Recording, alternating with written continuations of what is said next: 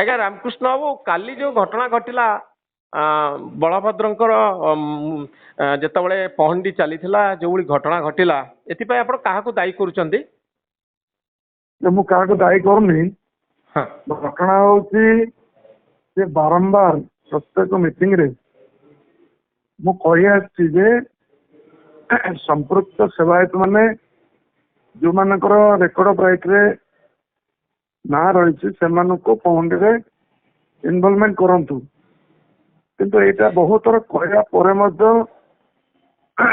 ଦୀର୍ଘ 10 ବର୍ଷ ଧରି ଏଇ କାର୍ଯ୍ୟ ଚାଲି ରହିଛି। କାଲି ଗୋଟେ ତାର ଉଦାହରଣ ଦେଖାଗଲା ଯେ ଏତେ ଲୋକ ସଂଖ୍ୟାରେ ଯଦି ଭକ୍ତ ଦର୍ଶନ କରିବେ ନା ଆମ ମାନଙ୍କୁ ଦର୍ଶନ କରିବେ, ଯାହା ଦ୍ୱାରା ଆଜି କାଲିର ଏଇ ଅବସ୍ଥା କାଲି ହେଲା, ଯୋଉଥିରେ କି ବହୁ ସଂଖ୍ୟକ ସେବାୟତ ପଚାରିଥିଲେ। ସାମ୍ନାରେ ସବୁଠୁ ଅସୁବିଧା ହେଲା ଆପଣଙ୍କର ଯେ ମୋର ତ ଗୋଡ ବି ନଷ୍ଟ ହେଇଯାଇଛି। ସେଠି ବହୁ ଲୋକଙ୍କର ମୋର ପୁଅଠୁ ଧରି ମୋ ପୁତୁରା ଭାଇମାନେ ପ୍ରାୟ 11-12 ଜଣ ଲୋକ 11-12 ଜଣ ଲୋକଙ୍କର ଆମର ଇଞ୍ଜର୍ଡ ହେଇଛି, ବୁଝିଲେ କି? ଆପଣ ନିଜେ ନିଜେ ଇଞ୍ଜର୍ଡ ହେଇଛନ୍ତି? ହଁ ମୁଁ ଇଞ୍ଜର୍ଡ ହେଇକି ମୋର ନଖ ପଖ ଯୋଉ ଉଠି ଯାଇଛି, ମୁଁ ଡ୍ରେସିଂ ଚାଲିଛି। ସେ ଯୋଉ ଘଟଣା ହଉଛି ଯେ କୌଣସି ମତେ ମହାପ୍ରଭୁଙ୍କର ନୀତି ନୀତିରେ ଯୋଉମାନେ ନୀତି ପ୍ରଶାସକ ଥିଲେ ତା ନୀତି ଯୋଉ ଜିନିଷ ସେଇଟା ସମ୍ପୂର୍ଣ୍ଣ ଭାବରେ ଅବହେଳା ହେଲା। ଆଚ୍ଛା ଏଇ ଯୋଉ ଆକ୍ସିଡେଣ୍ଟ ହେଲା ଠାକୁର ତଳେ ପଡିଗଲେ ଏଥିପାଇଁ କଣ କାରଣ କଣ ପାଇଁ କି କାରଣ ହେଲା ଆମର ମେନ୍ ଜିନିଷ ହଉଛି କାରଣ ଜଗନ୍ନାଥ ବଡ଼ଠାକୁର ସୁଭଦ୍ରା ସୁଦର୍ଶନ ଏଇ 4 ଠାକୁର ଭିତରେ ସବୁଠି କ୍ରୋଧୀ ଠାକୁର ହେଲା ବଳଭଦ୍ର। ସେ ଗୋଟେ ସେକେଣ୍ଡ କୋଉ ଜିନିଷରେ କମ୍ପ୍ରମାଇଜ କରନ୍ତି ନାହିଁ। ଆକ୍ଚୁଆଲି ଘଟଣା କଣ ହେଲା, ଯେତେବେଳେ ବଡ଼ଠାକୁରଙ୍କୁ ଖୋଲା ହେଇଗଲା ପୂର୍ବରୁ ସବୁ ଜିନିଷ ରହିବା ଦରକାର ଥିଲା। ତାଙ୍କର ସେଠି ଘଷା, ତାର ବିଡିଆ, ତାର ଫୁଲ, ତାର ଚନ୍ଦନ, ଏସବୁ ଜିନିଷ ସାଙ୍ଗେ ସାଙ୍ଗେ ରହିଲା ପରେ ତାପରେ ସେଇଟାକୁ ସେ ପିଇଲା ପରେ ସେ ଆସିବେ ଗୁଣ୍ଡିଚା ମନ୍ଦିରକୁ। କିନ୍ତୁ କାଲିର ଘଟଣା ହେଲା 45 ମିନିଟ୍ ପର୍ଯ୍ୟନ୍ତ ମହାପ୍ରଭୁ ସେ ଖସଡା ଜାଗାରେ ଆସ୍ତେ ଆସ୍ତେ ଆସ୍ତେ ଖସିକିରି ପୁରା ଚାର ତଳକୁ ପଳେଇ ଆସିଲେ। ଚାର ତଳକୁ ପଳେଇ ଆସିଲା ପରିଚିକି ତାଙ୍କର ପଛପଟେ ଯୋଉ ଦଉଡିଟି ରହିଥାଏ ସେ ଦଉଡିଟି ଆସ୍ତେ ଆସ୍ତେ ଆସ୍ତେ ଆସ୍ତେ ଖସିଗଲା।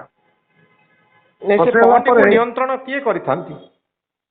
ପହଣ୍ଡିକି ସମ୍ପୂର୍ଣ୍ଣ ଦାୟିତ୍ୱ ଦଇତାପତି ମାନଙ୍କର ଥିଲେ ମଧ୍ୟ ଅଦର ସେବାୟତ ଯୋଉମାନେ ସମ୍ପୃକ୍ତ ସେବାୟତ ଯୋଉମାନେ କରନ୍ତି ସେମାନେ ପଛରେ ସେମାନେ ରହନ୍ତି। କିନ୍ତୁ ସେଠି ସାମ୍ନାରେ ଏଣ୍ଟାର ଦାୟିତ୍ୱଟା ଆମ କଣ୍ଟ୍ରୋଲ ଭିତରେ ଥାଏ।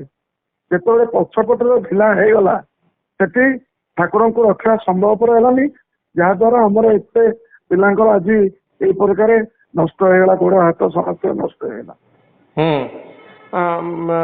ରାମକୃଷ୍ଣ ବାବୁ ଗୋଟେ ମାଳିକା ବର୍ତ୍ତମାନ ଭାଇରାଲ ହଉଛି ମୋବାଇଲରେ, ମାଳିକାର ପଙ୍କ୍ତି, ମାଳିକାର କେତୋଟି ଲାଇନ।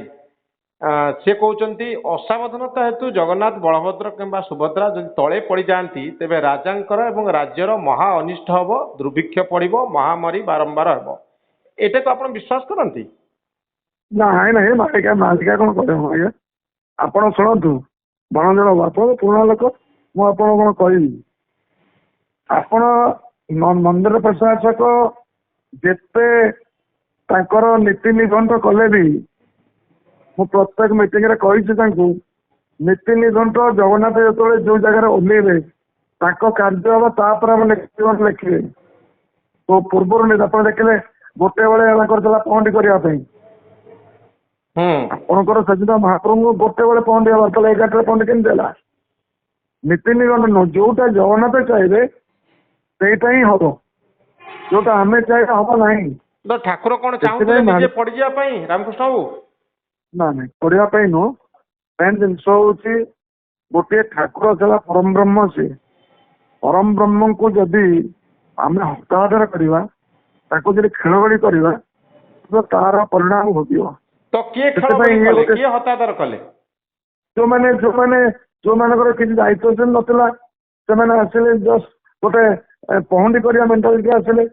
କିନ୍ତୁ ଆପଣ ଜାଣିବା ଦରକାର ଜଗନ୍ନାଥଙ୍କୁ ଆମେ କଣ ଖେଳଗଡି ଭାବିଛେ? ଜଗନ୍ନାଥ ଠାକୁରେ ସୁଭଦ୍ରା ଏମାନଙ୍କୁ କଣ ଖେଳଗଡି ଭାବିଛେ? ଆମେ ତ କହୁଛୁ ସମସ୍ତେ ଆସନ୍ତୁ, ଆସିକି ଦେଖନ୍ତୁ, କିନ୍ତୁ ଯୋଉମାନଙ୍କର ଅଧିକାର ରହିଛି ସେମାନେ ଆସନ୍ତୁ, ସେମାନେ ପହଣ୍ଡି କରନ୍ତୁ। ଆପଣ ଦେଖନ୍ତୁ ଚାପରେ, ଚନ୍ଦନ ଚାପରେ ସେଠି ଯୋଉମାନଙ୍କର ରେକର୍ଡ ଅଛି ସେମାନଙ୍କ ଛଡା ଆଉ 5 ଲୋକ ଯାଇପାରିବେ କି? ତେଣୁ ଏଇ ଜିନିଷରେ କଣ ପାଇଁ ଆସିବେ? ତ କାଲି ମଧ୍ୟ ଆଇନ ମନ୍ତ୍ରୀଙ୍କୁ ମୁଁ କହିଛି ୟାର ପୁନରାବୃତ୍ତି କରାଯାଉ, ନହେଲେ ବାହୁଡାର ପହଣ୍ଡି ହେବା ସମ୍ଭବପର ହବ ନାହିଁ।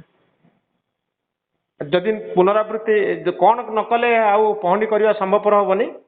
ସମ୍ପୃକ୍ତ ସେବାୟତ ଯୋଉମାନଙ୍କର ରେକର୍ଡ ଅଫ ରାଇଟ୍ ହିସାବରେ ପହଣ୍ଡିର ଅଧିକାର ରହିଛି, କାହିଁକିନା ଦଇତାପତି ମାନଙ୍କର ମୁଖ୍ୟ ଦାୟିତ୍ୱ ଥିଲେ ମଧ୍ୟ ଅଦର ଯୋଉମାନଙ୍କର ଦାୟିତ୍ୱ ରହିଛି ସେମାନଙ୍କୁ ଇନଭଲଭମେଣ୍ଟ କରି ରାଜ୍ୟ ସରକାର ବା ଜିଲ୍ଲା ପ୍ରଶାସକ ବା ମନ୍ଦିର ପ୍ରଶାସକ ତାର ସ୍ୱତନ୍ତ୍ର ଯୋଜନା କରନ୍ତୁ। କଲେ ମହାପ୍ରଭୁଙ୍କର ବାହୁଡା ପହଣ୍ଡି ହବ, ନହେଲେ ବାହୁଡା ପହଣ୍ଡି ହବା ସମ୍ଭବପର ହବ ନାହିଁ। ଆମେ ଏଇ ରିସ୍କ ନେଇପାରିବୁ ନାହିଁ।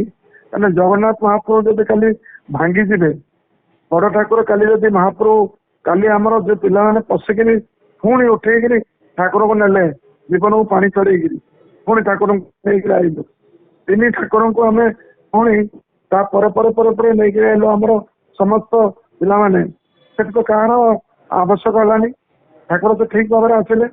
ସେ ଜଗନ୍ନାଥ ଭାବ ଭକ୍ତିର ଠାକୁର ଅଛି। ତାଙ୍କ ପାଖରେ ଆମେ ଯଦି ଅହଙ୍କାରୀ କରିବା, ତାଙ୍କ ପାଖରେ ଯଦି ଆମେ ଖେଳଗଡି କରିବା, ଜଗନ୍ନାଥ ସହିବେ? ହଁ, ତ ଏକଥା ଆପଣ ପ୍ରଶାସନକୁ କହିଦେଇଛନ୍ତି ଯେ ବାହୁଡାରେ ଆମେ ପହଣ୍ଡି କରିପାରିବୁନି ଯଦି ଆପଣ ଠିକ ଭାବରେ ପ୍ଲାନିଂ ନ କରନ୍ତି।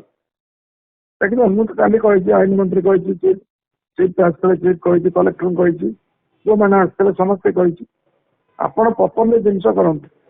ତାଙ୍କ ସାଙ୍ଗରେ ଖେଳିବା ଜିନିଷ ନ ଆଗେ ଖେଳିବା ଯୋଗୁରୁ ଆଜି ପ୍ରଭୁ ଦେଖେଇଲେ। ଆଉ ବର୍ଷା করে କାହାକୁ ଛାଡନ୍ତିନି। ଜଗନ୍ନାଥ ମାଫ କରିଦେବେ, ବର୍ଷା করে କାହାକୁ ଛାଡନ୍ତିନି। ମୁଁ ମୋର 40 ବର୍ଷର ଏକ୍ସପିରିଏନ୍ସ, ଯେତେବେଳେ ଟିକେ ତ୍ରୁଟି ହେଇଛି ସେ ପାଗଳାମି କରିକି କାହା କୁଆଡେ ଫିଙ୍ଗିଦେବେ, ଛାଟିଦେବେ, କାହାର ଘୋଡା ହାତ ଭାଙ୍ଗିଦେବେ। ଏଇଟା ମାନେ ବହୁତ ଉଦାହରଣ ରହିଛି ଆଗକୁ। ଆଉ ତାକୁ ଆମେ ଖେଳିବା, ମତେ କହୁନାହାନ୍ତି। ତ ଏହାର ପ୍ରଭାବ କଣ ହବ ବୋଲି ଆପଣ ଭାବୁଛନ୍ତି? କଣ, ପ୍ରଭୁଙ୍କ ପାଖରେ ଭାବଭକ୍ତି କରିକିରି ମହାପ୍ରଭୁଙ୍କୁ କେମିତି ଡାକିବା, ପ୍ରଶାସକ ଏକୁ ପ୍ରପର ଚିନ୍ତା ଭାବନା କରନ୍ତୁ। ଦ୍ୱିତୀୟ, ଯୋଉମାନେ ନୀତିରେ ରହୁଛନ୍ତି, ନୀତିର କାର୍ଯ୍ୟ କମାଣ୍ଡରକୁ ଧରି ନୀତି ପ୍ରଶାସକ ମାନେ ଏମାନେ ସଜାଗ ରହିବା ଦରକାର। ସେ ଜାଗାରେ ପ୍ରପର ଟାଇମରେ ଗୋଟେ ପ୍ରଭୁଙ୍କୁ ତମେ 45 ମିନିଟ୍ ଠିଆ କରିଛ, ତାଙ୍କୁ ଡାକିଦେଲ, ଆଗ ତାଙ୍କୁ ସମର୍ପଣ ହେଲା, ତାଙ୍କର ମଙ୍ଗଳାର୍ପଣ ହେଇଗଲା, ହେଲା ପରେ ସେ 1 ମିନିଟ୍ ରହିବା କଥା ନୁହଁ, ତାଙ୍କୁ 45 ମିନିଟ୍ ଠିଆ କରିଦେଇଛନ୍ତି। ସେ କ୍ରୋଧ ହେବେନି? 2 ଦିନ ଖାଇନାହାନ୍ତି, 2 ଦିନ ଖାଇନାହାନ୍ତି, ସେ ତାଙ୍କ ସ୍ଥାନକୁ ଯିବା ପାଇଁ ଚାହୁଁଛନ୍ତି, ତାଙ୍କ ଜନ୍ମସ୍ଥାନକୁ। ତାଙ୍କୁ ଆମେ ଅଟକେଇ ରଖିଲେ, ତାହେଲେ ସେ ତାଙ୍କର କିଛି ନାହିଁ। ସେ ହିଁ ଦେଖେଇଲେ, କାଲି ତାଙ୍କର ପ୍ରଭାବ। ହଁ, ବହୁତ ଧନ୍ୟବାଦ ରାମକୃଷ୍ଣ ବାବୁ ଆପଣଙ୍କୁ।